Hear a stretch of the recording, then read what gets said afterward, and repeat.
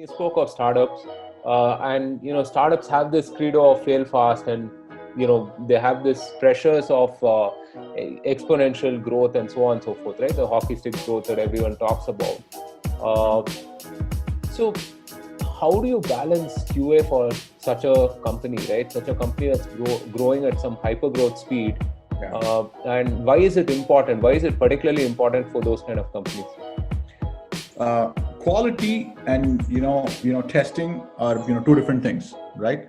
So quality is in everything we do. It may not involve QA engineers at all, but quality is in everything the company does. The way it sends an email saying this is what's to be done, this is what is thought about, there is quality in that as well. Vague statements, abstract thoughts may not help a developer translate the vision or translate the feature into a reality. That becomes useful.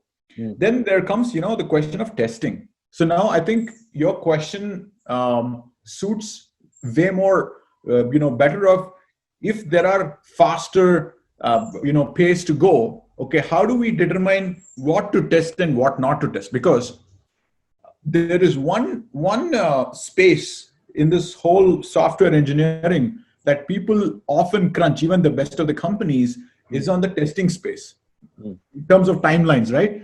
So if the developer had made these assumptions that I can finish it by this time, that gets delayed, but the release still does not get delayed. So you have to crunch the testing time. Yeah. So this is where the startup savvy thinking needs to come into picture. This is where a very context driven approach needs to come into picture. So this is where a business release readiness criteria driven testing that needs to come into picture. So the approach that we've been specializing and doing for a lot of startups is that so we look at what's the release criteria, what's the success criteria of this particular release. Now, okay, prior to that, as we grow, we need to build sufficient good automation. So not too much on the front end, which is a mistake I see even now with so many startups, and I really cry. Every time I see that, there needs to be a lot of automation on the back end, on the API layer. So if that is there, and then for the new features, you obviously can't have automation because it takes time to build that as well, because it's like a parallel software development project. So essentially, what needs to be done in those contexts is to find what's the release criteria, what's the business criteria.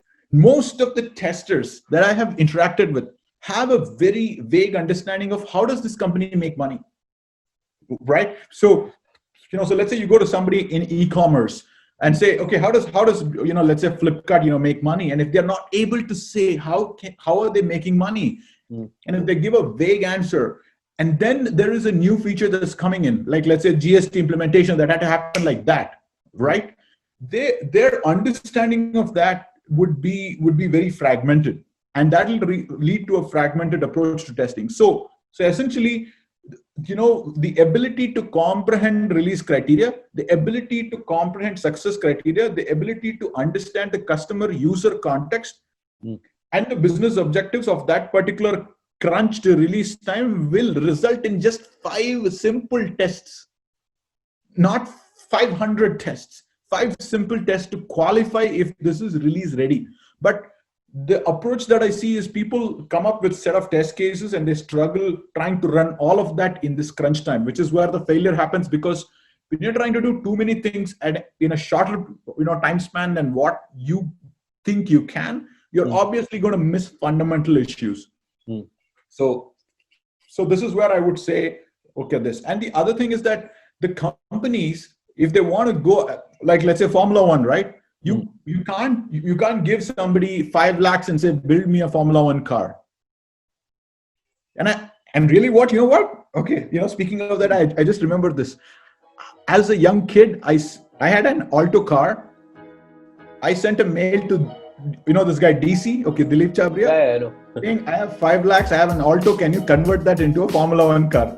Obviously, I didn't even get a response for that email. But how impractical it is when I look back. Is like, okay, this is the young kid kind of thought process. It's not mature. It's not practical thought process. So that's where I'd like to conclude, saying that it needs to have a very refined, good understanding of what creates the right approach to testing.